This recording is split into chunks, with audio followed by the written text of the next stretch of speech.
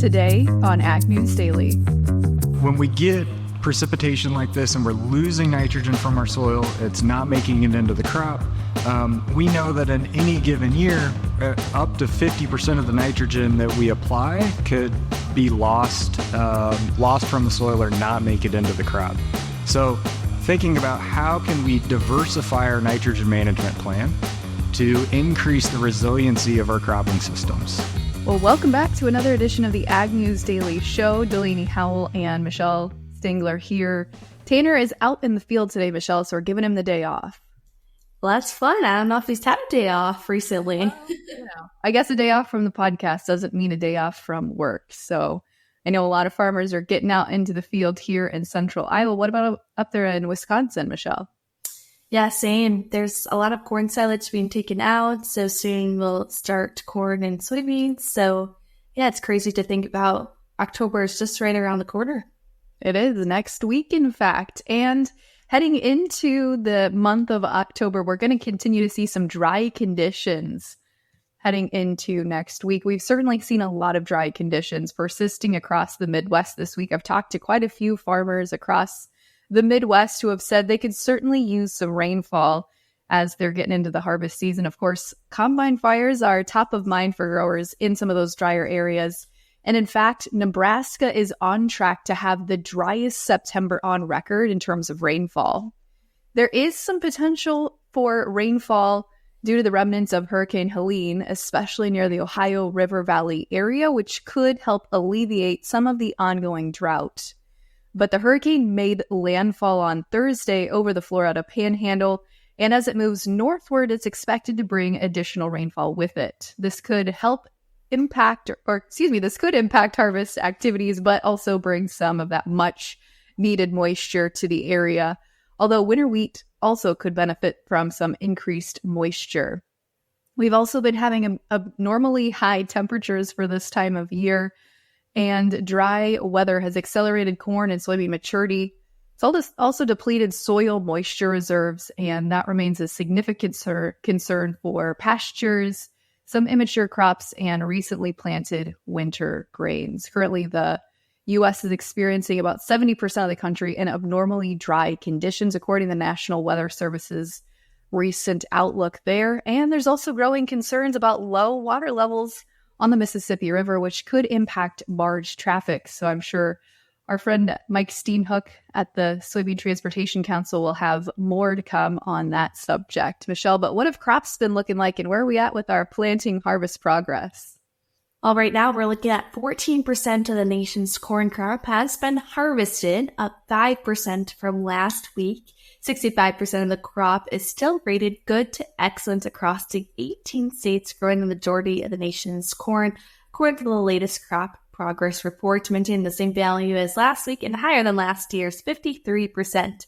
13% of the soybean crop has been harvested, up 7% from last week, and 64% of that soybean crop is also rated good to excellent this week, maintaining the same value as last week, but up from last year's 50% at this time, and 96% of spring wheat is harvested, up 1% from last year and from the 5-year average. So some great values there, but what's actually happening in the field will be interesting as it continues these next few weeks. Absolutely. And friendly reminder to send us your harvest photos or tag us on social media. We'd love to reshare those and just hear how harvest is going from your neck of the woods. But earlier this week, former President Donald Trump made a strong argument against John Deere at a stop in rural Pennsylvania. He issued a strong warning to John Deere regarding tariffs and stated that if the company continues to manufacture its equipment outside of the United States, there may be some trouble ahead for them. If they decide to continue to manufacture in the United States, there would be no tariffs placed if he was elected president. However, if John Deere does continue to relocate their manufacturing to Mexico or elsewhere, he stated he would impose a 200% tariff on any equipment they attempt to sell in the United States. During the visit, President Trump also fielded questions from farmers about energy. He admitted to the group he hadn't realized how reliant farmers were on energy, and after hearing concerns about Chinese subsidized businesses reiterated the need for tariffs to protect American industries. In related news, Vice President Kamala Harris has released a new 2-page policy document outlining her plans for rural America. Farmers can compare the positions of both presidential candidates by reviewing their responses to a questionnaire conducted by the American Farm Bureau Federation, available at fb.org. Well, on a much more happier note, one FFA alumni member is raising awareness by embarking on a 2,000-mile journey driving a farm-owned tractor with a camper from the Canadian border to the southern border of Texas. What a fun story. Mark Kane, he's a central Minnesota native, is sharing his adventure on FFA Agri Cruise across the state's Facebook page, where followers can track his progress. Along the way, he's raising donations that will be split between the local, state, and national FFA alumni organizations. He's already been meeting many people, and comments pouring in from the people involved in agriculture across the United States, including a campground he spent time with. The owner of the Kansas campground received his FFA America degree in 1995, he had said in the comments, and that FFA was a great springboard for their farming career. And then continued in his comments saying, somehow it has taken me to owning a campground. Delaney, would you ever consider driving an open cab tractor outside of Iowa? Yeah, that's a long trip he is on, but definitely for a good cause there. Seems like a guy we should get on the podcast sometime, Michelle. As a fan. Yeah, that'd be pretty cool. And I know that he's been doing a lot of interviews too. So just hearing some of his thought processes of why he's doing it and how much fun he's having, I bet it'll be a story to come for many years in its lifetime. Absolutely. Well, this week in USDA-related news, we saw the USDA release a new $466.5 million investment to, they say, strengthen global food security, as well as $35 million in grants to 15 different independent meat processors to increase processing capacity, expand market opportunities, and create jobs in rural America. The $466.5 million grant dollars are being invested into 2 main programs announced recently at the Clinton Global Initiative 2024 annual meeting. One program is allocating about $248 million to support projects in 9 countries, providing critical school meals and boosting literacy and primary education, especially for girls, but the remaining amount of those funds will be invested in 7 countries to help strengthen their ag systems, adopt climate-smart technologies, and sustainably increase productivity to expand their international trade footprint. Under both programs, the USDA purchases U.S.-grown commodities and provides them to implementing organizations, one of which is the United Nations World Food Program. Well, it's more USDA news. As mentioned, $35 million are being invested into the final investment in the meat and poultry processing expansion program. Secretary of Agriculture Tom Vilsack emphasized that these investments aim to provide farmers and ranchers with a fair chance to compete in the marketplace, increase local food options, and lower grocery costs for American families. The funding will support the construction of new processing plants, create jobs, and offer business opportunities for local producers and entrepreneurs. One project outside of St. Louis, Missouri, America's Heartland Packaging, will build a large beef processing plant that's LEED certified and will supply beef to domestic and international wholesalers, retailers, pet food companies, and food manufacturers. Another project funded is in Michigan for the Latinx owner-processor Damien's Craft Meats to build a new facility to serve local cattle, hog, goat, and lamb producers.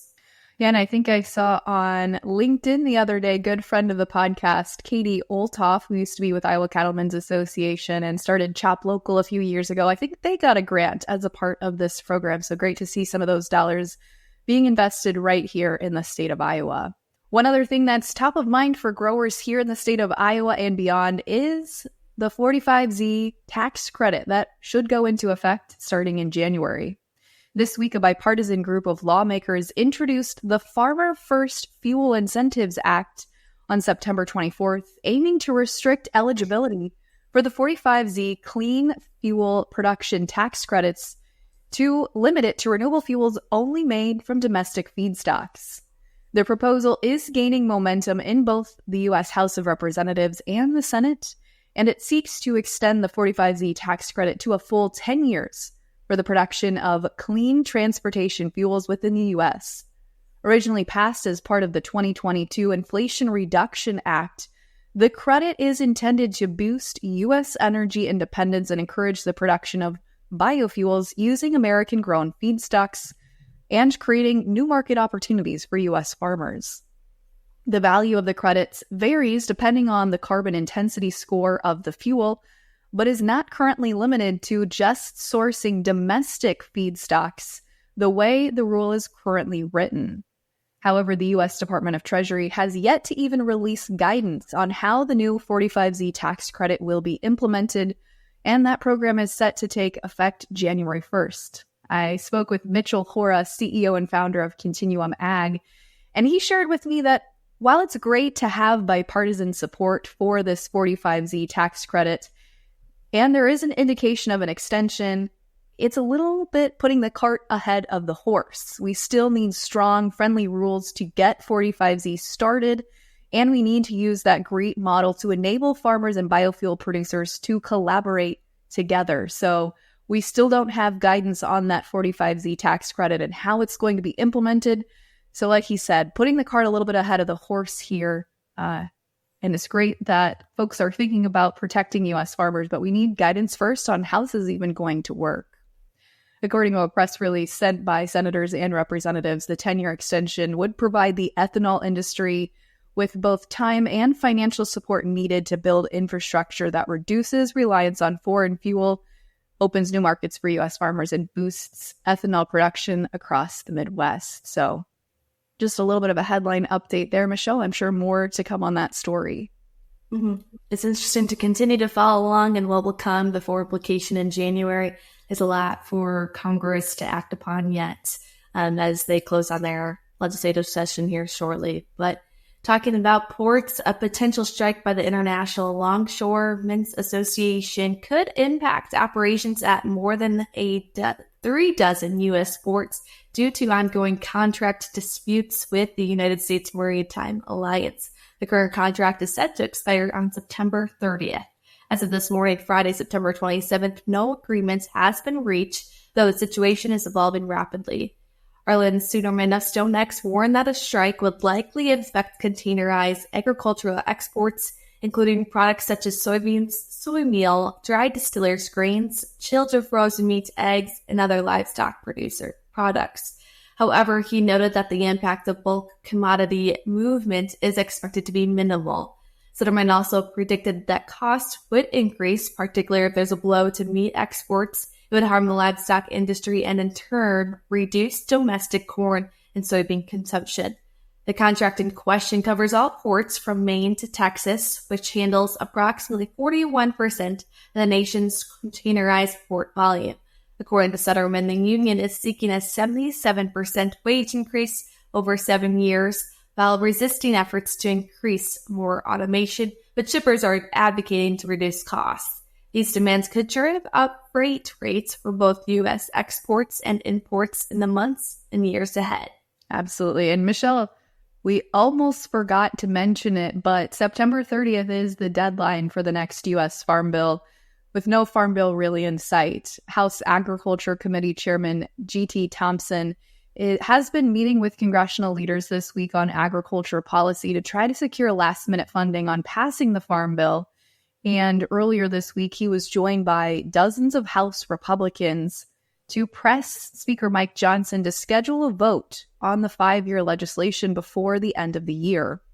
We also saw on the House side that he's been meeting there with some folks as well. House Agriculture Committee Ranking Member David Scott and Senate Agriculture Committee Chair Debbie Stabenow are also working on the House side to try to get something passed here. It sounds like we're likely going to see kind of a short-term bill once again pass, an extension pass, likely not the full farm bill here, as we have 3 days until that technically expires. So I'm sure we'll get movement on that here Friday afternoon before we head into the weekend. But it raises the question, what will happen, right? Absolutely. It absolutely does. But we've had a great time catching up with folks at Farm Progress Show, and we want to continue to air those great conversations that we had today. We talked to a lot of forward-thinking companies and organizations at Farm Progress Show, one of which was Pivot Bio. So let's turn it over to a conversation now with them. We're about to have a great conversation here with Dr. Clayton Nevins from Pivot Bio.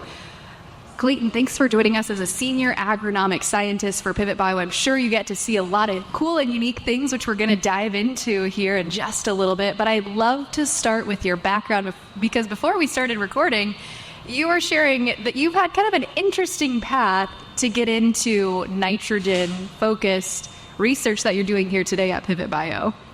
Absolutely. So thank you very much. I'm really excited to be up here with you today. So a little bit about myself and my background. I'm originally from West Central Indiana. I studied nitrogen management in corn and winter wheat at Purdue University as an undergraduate and a master's student. And then I really wanted to understand nitrogen management in as many cropping systems as I could. So for my PhD, I went south to the University of Florida and studied nitrogen management in citrus. In all of these systems, though, what I was most interested in is how can microbes, nitrogen-fixing microbes, supply nitrogen to our crops? So trying to calculate how much nitrogen they're supplying and when that nitrogen is being supplied to the crops. And the research that I did in academia and at those universities aligned perfectly with what Pivot Bio was researching. And I saw Pivot Bio as the company that was going to be able to actually commercialize and make products out of these microbes and help us increase the resiliency and the diversity of our nitrogen management plans. And so that's what led me to Pivot Bio, and I've been with Pivot for about 4 years now. When we think about the 2024 growing season, what were some of those key challenges and, what Pivot Bio was seeing? Yeah, so some of the key challenges that growers experienced this year really was related to precipitation when it comes to nitrogen management. So especially true this year, we saw increased amounts of rainfall across the Corn Belt, really across the entire United States.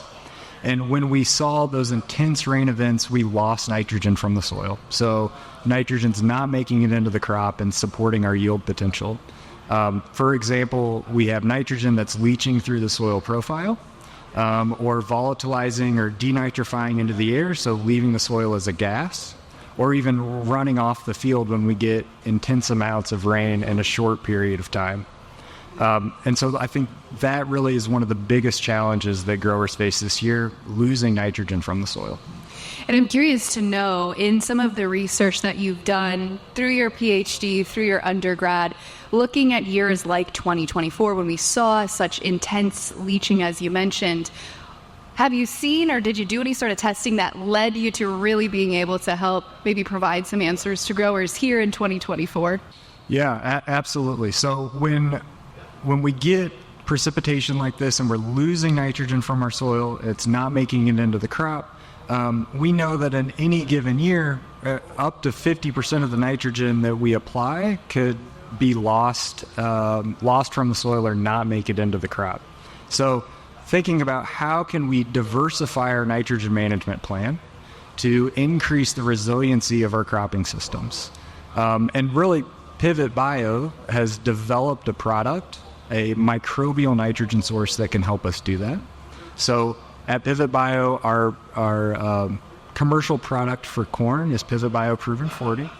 It's nitrogen-fixing microbes that we've gene edited so that they continuously take nitrogen out of the air and supply it to the corn crop when the crop needs it the most. I got to ask a couple of follow-up questions there, just in case we have people that maybe aren't quite as heavy science backgrounds. Microbial activity, you mentioned that. You mentioned gene editing. Break those terms down for us a little bit more and how Pivot Bio's product really interacts in that space. Absolutely. So Pivot Bio's gene-edited microbes are applied as a seed coating or a liquid in the furrow at planting. And then they colonize the roots of the crop as that crop starts to grow and supply nitrogen to the crop. So these microbes are naturally occurring in the soil. What we've done is we've taken them out of the soil, found these naturally occurring microbes, and then we've genetically engineered them so that they increase the amount of nitrogen that they fix, and they continually fix that nitrogen and spit it out and give it to the crop. So, like I said, they're naturally occurring in soil. They like to do this anyway, but it's really energy intensive. And if there's already nitrogen there, they don't do it.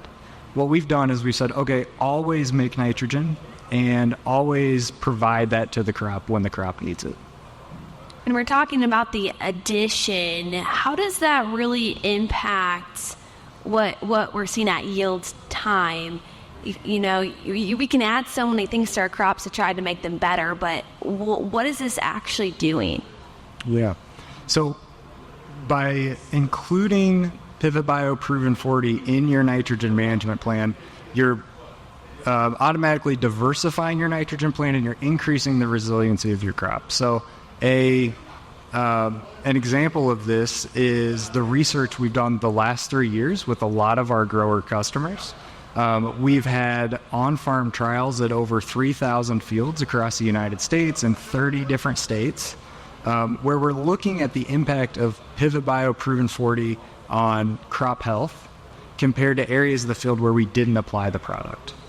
And what we found is that when we replace a portion of our traditional nitrogen with Proven 40 and include this microbial nitrogen as the foundation of your nitrogen management plan, we're seeing 9% more nitrogen in the crop. So that's increasing our crop health. It's increasing total nutrient uptake of the crop. It's helping us protect our yield potential at the end of the day. And because this nitrogen is nearly 100% efficient compared to other nitrogen in the soil, which is we can lose half of it, that means we're increasing our ROI of our total nitrogen management plan. Yeah, and I think that ROI piece is so big, especially as we look at maybe years like 24, 25, when farmers are evaluating how do I either increase yields or cut costs to be able to kind of weather this commodity market challenge that we have ahead of us here. As you look at that ROI, does the Pivot Bio product also lead to potentially decreased inputs, given that, you know, the nitrogen is hopefully going to be there maybe at a higher level and you're not going to have to go in and do some of that application to apply that yourself? Yeah, absolutely. So what we found really is that our grower customers are trusting Pivot Bio to increase the health of their crops, right? Even this year, we have a 91% customer satisfaction rating from our customers. And it's because we are improving their nitrogen management plan, diversifying their nitrogen management plan by including Pivot Bio Proven 40 in that. And when they're using it as the foundation of their plan, we're really recommending that you're replacing a portion of those inputs. So that nitrogen that might otherwise be leaky from the system, volatilize into the air, leach to the soil profile, you can replace that with this more resilient form of nitrogen, this microbial nitrogen that's right there on the roots. So when I think of nitrogen management, I'm thinking about nitrogen at the right place. So this microbial nitrogen, the microbes live on the roots, supplying nitrogen right on the roots where the crop can take it up. And I think about the right time of nitrogen. So as that corn plant develops, the microbes are providing nitrogen to the plant when the crop needs it the most during those peak vegetative growth stages, when corn nitrogen demand is the highest. Now, you keep mentioning crop resiliency. How important is that in the crop itself, and what is crop resiliency defined by you? Yeah, so when I'm thinking about crop resiliency, I'm thinking about the ability of that crop to withstand extreme weather events like we've seen this year in 2024, right? So having that reliable source of nitrogen, putting more nitrogen into the plant can help that plant withstand ability. It can help it when we have extreme precipitation, so we're losing a lot of nitrogen from the soil really quickly.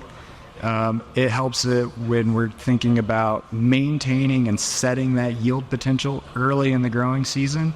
So V6 or V8, when nitrogen demand really starts to increase for the crop, we've got a spoon-fed source of nitrogen right there on the roots for that corn crop. I think that's a great segue into one of my last questions. When you think about extreme weather, you think about crop resiliency. 2024 was an interesting year, to say the least. Everyone seems to be.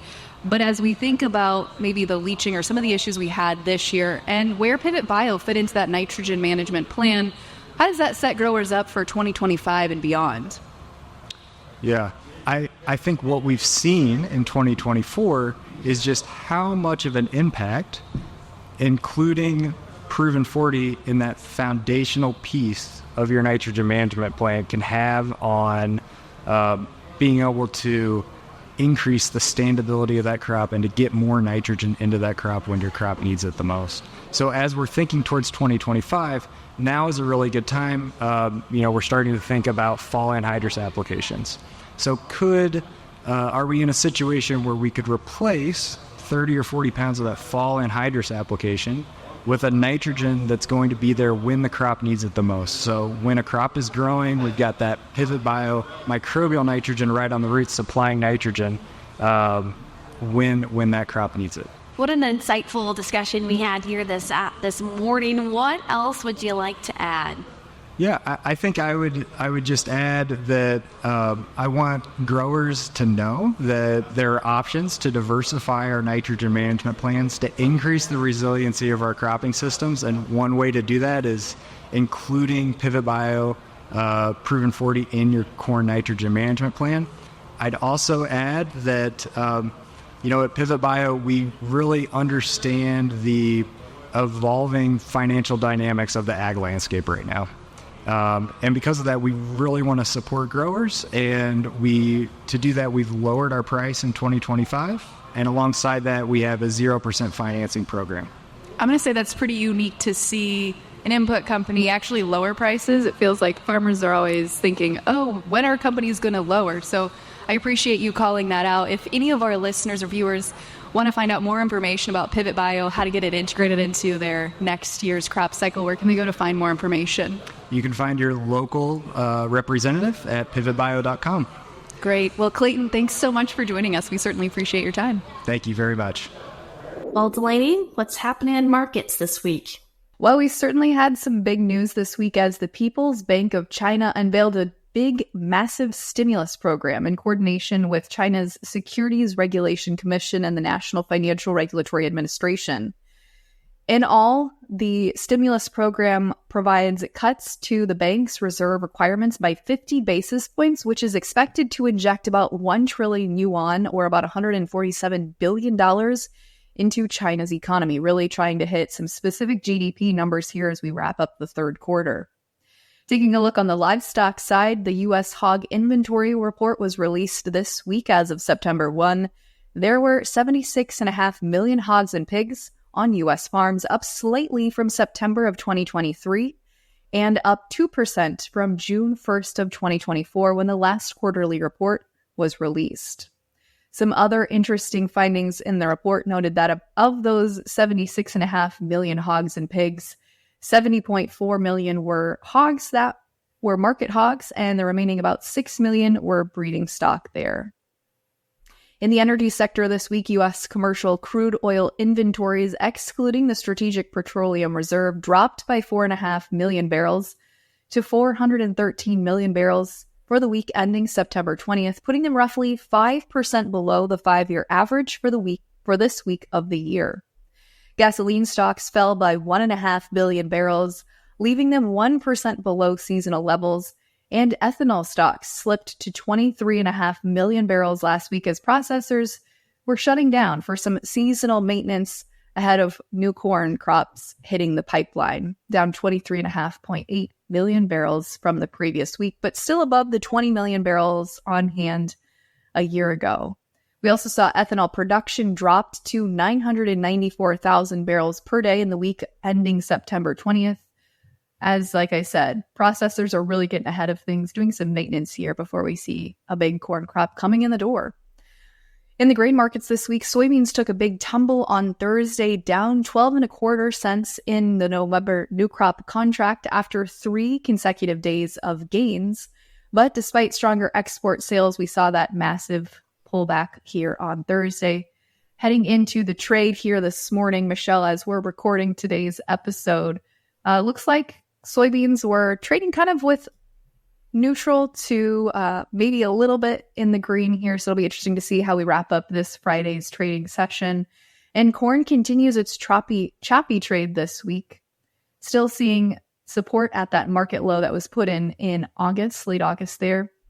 But traders are still expecting to see a fairly limited upside here due to the large crop and high yields that are already starting to roll in from harvest season. So that's a quick look at the markets today. I'm sure we're going to see a lot more growers take to the fields this weekend if they're not already in the field. And I'm expecting to see some big jumps next week on our crop progress report when we report on them next Friday.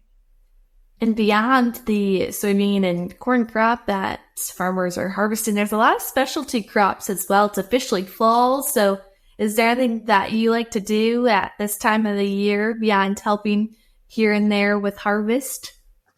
Yeah, that's a good question. I feel like this time of year, it's focusing on harvest, making sure the things are running here smoothly at home, whether that's making meals or making sure Blaine has what he needs. Or honestly, I like to get out too and shoot just B-roll and drone footage of guys out in the combine harvesting. So it's a good time of year just to get some of that fun stuff in the books too. But I'm jealous of you being up there in Wisconsin. You guys have maybe a few more crops that you're harvesting than what we have here in Iowa. So what are some of the crops that you're watching this time of year, Michelle?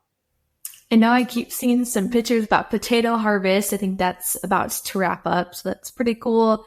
I like to go in fall time to have my fair share of apple pies. There's some apple orchards here. So trying to go pick some apples. And then, of course, pumpkins, picking some pumpkins and having some of that agro tours. That's always fun. So I love to still carve pumpkins while I'm still a bit old, I guess you could say. I like to still do it or try it with my sisters. So that's always a good fall time. But getting outside, it's not cold yet, which is a bit surprising for this time of the year, but it's really nice to get outside and to, of course, have some fun. Absolutely. Well, we hope that growers have fun this weekend in the combine. Thanks for tuning in with us, and be sure to tune back in with us next week. If you're getting a little bored in the combine, though, be sure to check us out on social media. You can find us on Facebook, Instagram, X, and TikTok. So be sure to find us there at Ag News Daily. But Michelle, what do you say we let the people go for today? Let's let them go.